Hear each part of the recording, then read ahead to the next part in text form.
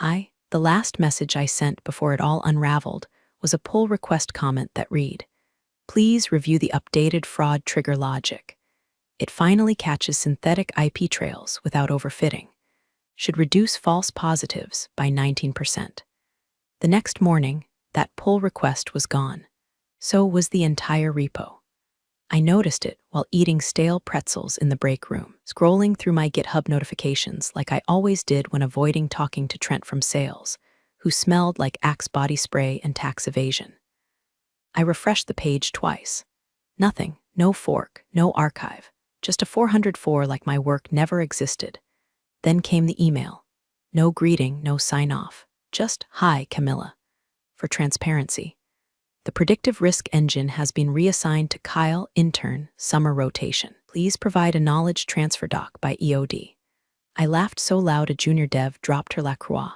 Kyle, the same Kyle who once asked if the backend was that place where the emails go. Kyle, whose entire contribution last sprint was changing a button's color to Bitcoin blue and breaking half the CSS in dark mode. That Kyle. They didn't even have the decency to call it a demotion. Just a learning opportunity for cross-functional growth. Corporate for you built something valuable, so we're going to hand it to a golden retriever in a startup hoodie. But here's what they forgot. I didn't build it in isolation. I built it like a vault, and I left behind just enough scaffolding to watch whoever tried to climb it fall screaming. So I went home, opened my local clone, poured myself a flat Coke Zero, and a double shot of petness, did what any engineer with a bruised ego and full system access would do. I started writing a migration script, not to transfer ownership, but to reclaim it. But before I ran it, I made a backup, not of the code, of Slack messages, of merge timestamps, and of a very specific commit hash that referenced something nobody else had noticed yet, not even Kyle, especially not Kyle. Sunday, 2:12 a.m. House was dead quiet, except for my radiator wheezing like it owed me rent. I was still in the same hoodie from Friday, sleeves stiff with stress sweat and soy sauce. The glow from my second monitor lit up my living room like a crime scene, and in a way it was. I wasn't just migrating the repo, I was performing an autopsy. On my own code, line by line, commit by commit, tracing the fingerprints I'd left behind. Not just for function, for proof. See, they thought the predictive risk engine was just a tidy little fraud filter. Plug and play. Drop in the intern, slap on some Jira stickers, and call it scalable. But they didn't know what I'd buried in it. Not malicious code. I'm not an idiot. But proprietary logic, something I drafted outside of work hours, designed on my own machine, modeled using personal sandbox datasets they never touched. The algorithm that made the engine actually smart belonged to them. It was mine. And thanks to my bad habit of obsessively backing up everything, I had versioned receipts. That commit hash from Friday, the one nobody noticed, it referenced a module titled Stingray Beta v3. Stingray wasn't part of the official architecture. Stingray was a silent observer, a behavior profiler. It didn't just flag suspicious logins, it learned user drift over time, like how real customers typo their passwords at 2 a.m., or how fraud rings simulate human randomness but never quite nail it. It was machine learning duct taped to intuition, and it worked like nothing else we had. When Kyle imported the repo Sunday morning, because yes, I got the webhook ping when he did, he inherited the shell. But the guts, I had already scrubbed them clean. Instead of Stingray, the module just printed a dummy return, all good, cute, right? But it gets better. At 10:47 p.m., I pushed an update to a private repo, my repo, titled Stingray Requiem. It included not only the full logic, but a detailed architecture breakdown, annotated commits, and a downloadable presentation slide deck labeled for CTO eyes only. I timestamped everything. Then I locked the repo behind biometric 2FA and smiled, because I knew what was coming. Monday morning was sprint review, and they were walking in blind, holding a bomb they thought was a flashlight. Sprint review started the way they all did. Fake smiles, cold bagels, and Kyle grinning like a toddler who just colored inside the lines for the first time. Aaron kicked things off with his usual TED talk voice. Today, Kyle's going to walk us through the exciting upgrades to the risk engine, Camilla's foundational work, now with fresh eyes and agile momentum. Fresh eyes. Agile momentum. My God, just say you fed my project through a paper shredder and handed the confetti to a child. I muted my mic and watched. Kyle clicked through the deck I once bled over, my flowcharts replaced with Canva icons and phrases like next-gen fraud synergy. Then he tabbed into the code window. I watched his mouse hover, then freeze, then backtrack. He scrolled up, then down, then up again. His voice cracked slightly. So this is the core fraud logic we're using. I refactored some of the legacy variables and streamlined the return values. Legacy. He called my logic legacy. Like he'd inherited an attic full of broken VCRs instead of a fully working AI module that flagged $3 million in synthetic churn last quarter. Then he clicked the test suite. The terminal spat out one lonely line, all good. Silence. Real silence. Not the awkward kind, not the buffering audio kind, the kind that smells like smoke and impending lawsuits. Aaron squinted at the screen like it owed him alimony. Wait, where's the behavior matrix? The anomaly classifier? Camilla, didn't the original repo include? I unmuted. Oh, it did, I said, calm, sweet, like molasses before the flood. But I assume Kyle didn't need it, you know. Fresh eyes. Kyle's face flushed so red I thought his webcam lens might crack. He started stammering something about version mismatches and weird conflicts during the import. I dropped the hammer. Maybe check commit 89F3E7B. Last clean version before Stingray was extracted. But I doubt he can access it. That logic was part of my private research, not company property. I worked on it off hours, not on your servers. Dead silence. Then I heard it. The CTO's voice. He wasn't even supposed to be in the meeting. Camilla, did you document that separation? I leaned forward, turned up my mic gain. Time-stamped commits, external repo, encrypted logs, presentation draft already sent to your inbox. Titled Requiem, click, I left the meeting.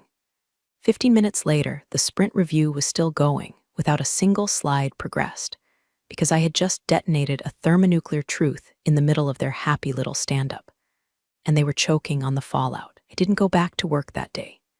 Instead, I microwaved leftover Thai, turned off Slack, and watched the GitHub traffic graph on my private repo spike like a cardiac arrest. Multiple someones were crawling every commit, every branch, every footnote like bloodhounds in a house with no exits. By 3 p.m., the CTO had emailed me twice. First, politely, let's connect about Stingray. Very impressive work. Then, nervously, we may need to clarify IP boundaries. Legal has some questions. I didn't respond, not yet. I wanted them marinating in confusion just a little longer. By 4 p.m., someone tried to log into my private repo using an old staging credential. I got the alert. IP trace, corporate VPN. Nice try, Jason. That night, I finally opened LinkedIn. My inbox looked like Christmas in Silicon Valley. 3 recruiters.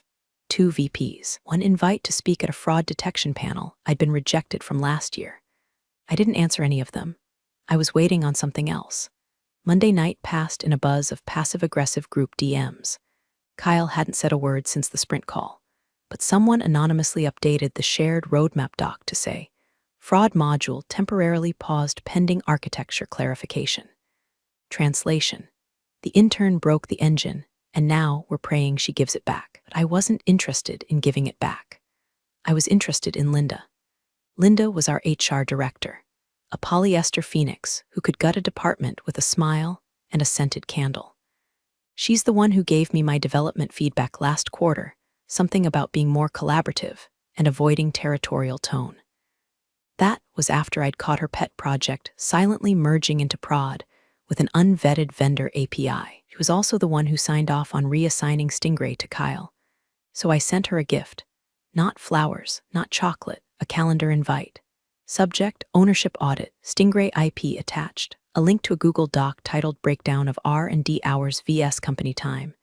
17 pages, annotated with screenshots, time card overlays, Git diffs, Slack timestamp comparisons, and one final note at the bottom before legal gets involved. I'd prefer an apology.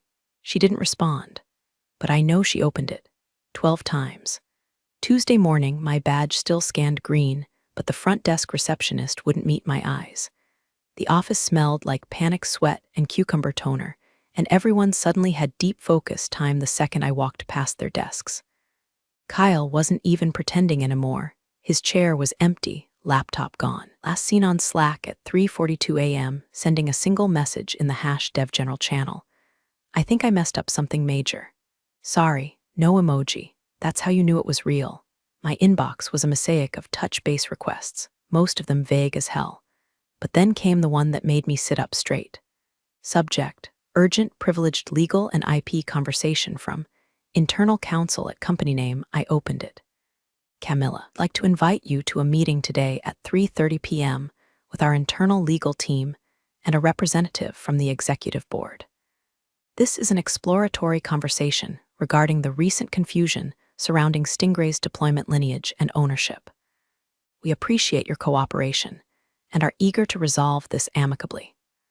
Warmly, Anita Counsel, Data and Privacy. I RSVP'd yes, and I opened the draft folder on my desktop, titled In Case They Try Anything. It had 3 files. A screen recording of Kyle fumbling through the repo on Monday, clearly misrepresenting the architecture. A Slack message from Linda, dated March 2nd, instructing me to do the Stingray work off hours, if it's not part of this quarter's deliverables. And the piece de resistance, a voice memo, accidental but oh so clear, the hallway conversation I'd recorded by pure luck. Aaron's voice, chuckling, just give it to the intern. Camilla's too attached, if she quits, she quits. We've got the code. Wrong, you didn't have the code. You had a shell I emptied like a skin suit. You didn't own the soul of it, and now, you didn't even own the story. At 3:30 sharp, I clicked the Zoom link. Anita looked tired. Someone from the board was there, trying to look casual in a hoodie that cost more than my rent. Linda was late, they smiled, I didn't. Anita started, we're hoping to come to an understanding about where Stingray fits within company ownership parameters. You've clearly done incredible work and we want to honor that. I nodded, waited, then I shared my screen. First, the doc, then the voice memo. And finally, I clicked play on the screen recording. By minute 3, the board guy stopped slouching. By minute 6, Anita's smile cracked. When I finished, I leaned in and said it plainly, I have no interest in suing. But I do have every intention of owning what I built. So here's what's going to happen. You're going to update the attribution. You're going to issue an internal correction. And Linda, she's going to apologize, in writing. I watched Anita blink. Watched the board guy look off-screen at someone else, probably on another muted call. And then Linda finally joined. Late. Flustered, already aware of everything she'd lost. Linda appeared in the call like a summoned demon who realized the pentagram was drawn wrong. Hair just slightly frazzled, eyes darting, voice pitched a little too high, like she'd rehearsed calm but forgot the script. Apologies for the delay, she said, smoothing her blazer like that could iron out the panic. I didn't say a word, neither did Anita. She just turned her camera off. Classic legal move. Silence equals oxygen deprivation. Let the guilty talk themselves into the fire. Linda cleared her throat. Camilla, I think there's been some miscommunication about Stingray. I want to acknowledge your contributions and assure you we deeply value the innovation you've brought. Stop, I said, cold enough to fog glass. You don't need to value anything. You just need to own what you did. She flinched like I'd thrown a glass of ice water through the screen. I have everything. Slack message advising me to code off hours. The internal emails, the voice memo, and my Git logs, they make your case look like a Netflix docuseries titled How Not to Steal IP and Get Caught in 4K. She went quiet, so I pressed, say it. Linda stared. You reassigned my project to an intern with 0 experience. You tried to pass off my private research as company property. You signed off on every move, say it. A full 10 seconds passed, and I made a poor judgment call. No, I snapped. Say it right. Her voice cracked on the 3rd word. I tried to take credit for something that wasn't mine. I'm sorry. And for a moment, the call was dead quiet, like the universe needed a beat to absorb it. Then I delivered my final blow. I've drafted a press piece, Medium article, titled The Intern, the Repo, and the Woman You Tried to Silence. I haven't hit publish yet. That depends on what happens next. And blanched, I leaned back. Here's what I want, retroactive credit on all Stingray documentation. A public internal announcement correcting authorship, a guaranteed severance package, and your name, removed from anything tied to my project. Anita unmuted, voice suddenly warm like syrup poured over a knife. I think those are more than reasonable requests. The board guy nodded. Once. I left the meeting without another word. An hour later, I got an email from legal. All terms accepted.